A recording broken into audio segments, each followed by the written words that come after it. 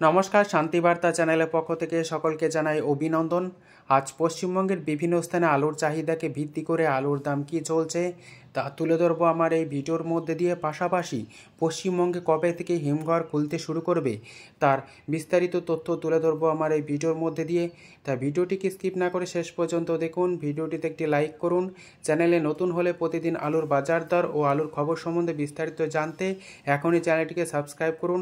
পাশে থাকা বেল আইকনটি প্রেস করুন এবং ভিডিওটি অতিরিক্ত মাত্রায় শেয়ার করে চাষি ভাইদের কাছে পৌঁছে দিন। আজ পশ্চিমবঙ্গের বিভিন্ন স্থানে আলুর চাহিদাকে ভিত্তি করে আলুর দাম স্থির লক্ষ্য করা আছে। পাশাপাশি উত্তর থেকে দক্ষিণবঙ্গ একই পরিস্থিতি লক্ষ্য করা আছে। অপরদিকে পশ্চিমবঙ্গের যে সমস্ত স্থানে হিমঘর বন্ধ হয়ে গিয়েছে এপ্রিল মাসের শেষ দিকে অর্থাৎ শেষ সপ্তাহে পশ্চিমবঙ্গে হিমঘর খুলে যাবে উত্তর থেকে দক্ষিণবঙ্গ সমস্ত স্থান জুড়েই।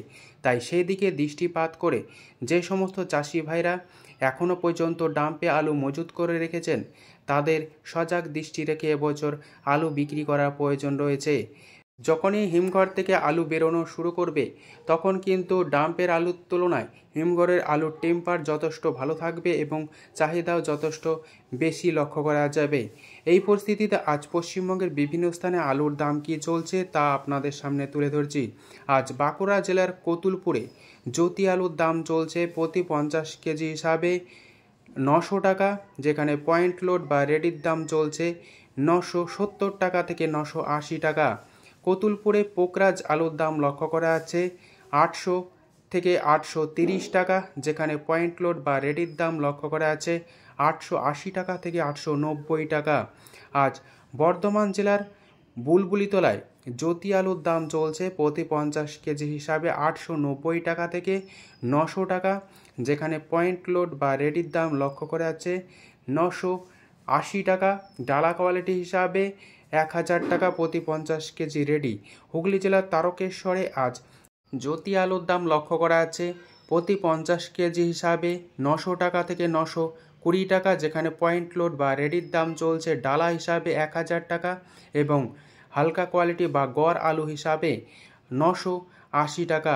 আজ সাবরাকনে K22 আলুর দাম লক্ষ্য করা আছে প্রতি 50 কেজি হিসাবে 990 টাকা থেকে 1000 টাকা, যেখানে রেডির দাম লক্ষ্য করা আছে 1100 থেকে 1150 টাকা ভালো কোয়ালিটি হিসাবে।